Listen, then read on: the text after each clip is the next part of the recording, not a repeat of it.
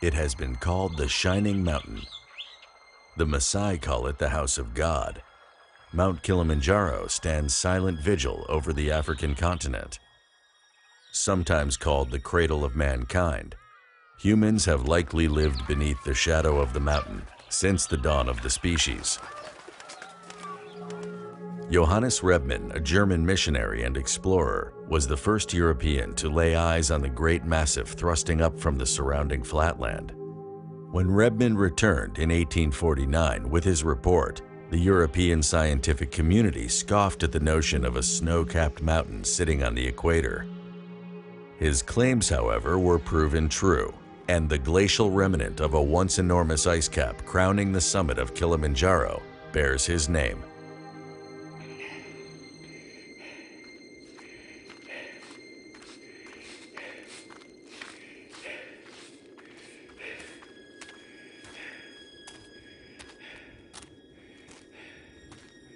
Being born and raised in Africa, it was always one of my dreams to summit Africa's highest mountain, Kilimanjaro.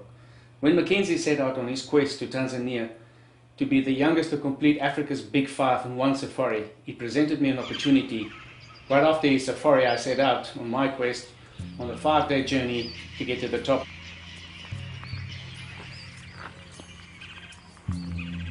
There's different routes to climb Kilimanjaro, and they basically range from 5 days to 9 days.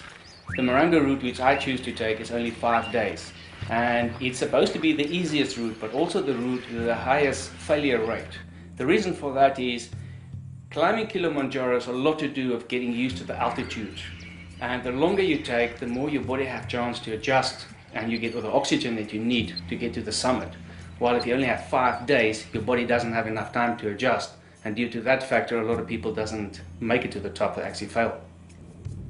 Mount Kilimanjaro is one of the most accessible high summits in the world.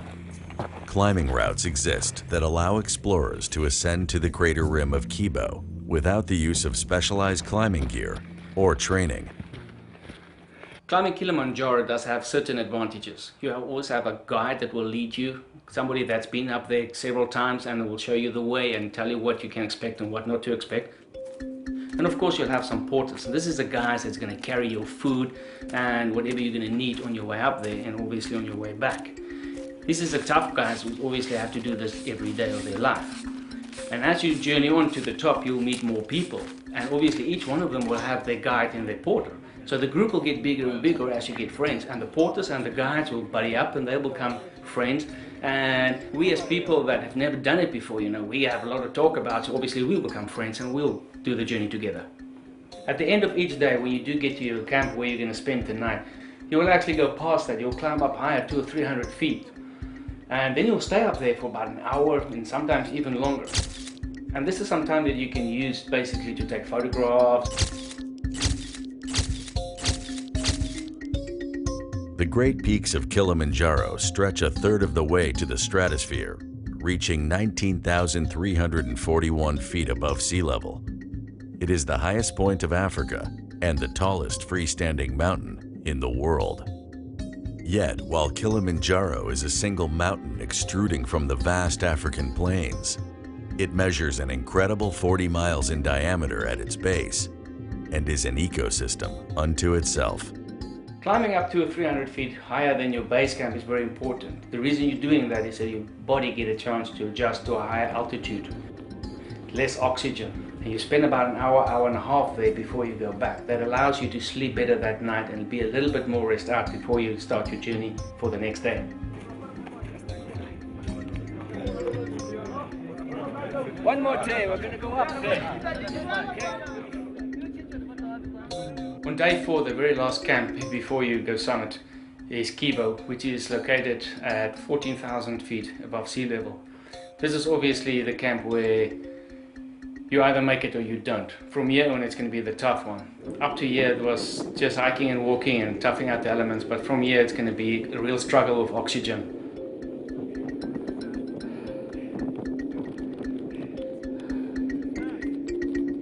It was always one of my dreams to summit Africa's highest mountain, Kilimanjaro. Climbing Kilimanjaro has a lot to do with getting used to the altitude. The longer you take, the more your body has chance to adjust and you get all the oxygen that you need to get to the summit.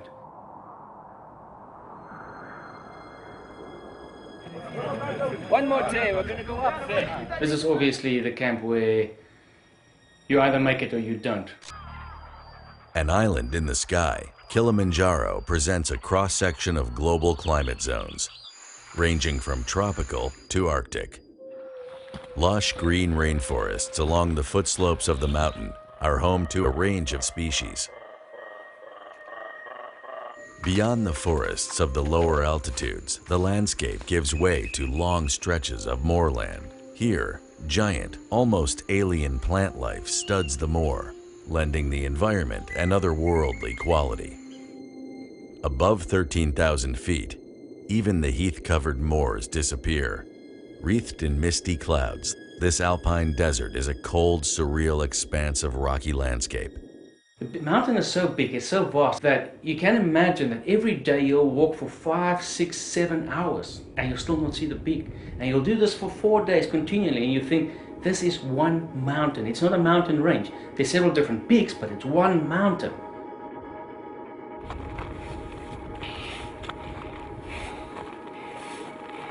I started at midnight.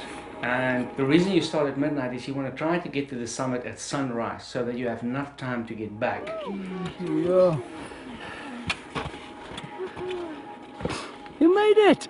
Yeah! How do you feel? It's freezing cold. I don't know what I think it is, but I'm done. I made it. Well, when you do get to the summit, when you're on top of the world, when you're on top of Africa's peak, and you look down, standing on the roof of Africa is such a satisfying feeling. Accomplishment that you have actually just reached, that you almost like you don't believe it. And the only thing I wanted to do was pull out the flag of Youngblood and just hang it over the post and say, this is where I've been, we've made it. Is that a biggie country? Guess who else made it? The Youngblood team. Thank you. We made it to the top of Africa. I can actually look down on the clouds, and I remember flying over there and I was on a plane, and at eye level I could see above the clouds, I could see the peak of Kilimanjaro sticking out.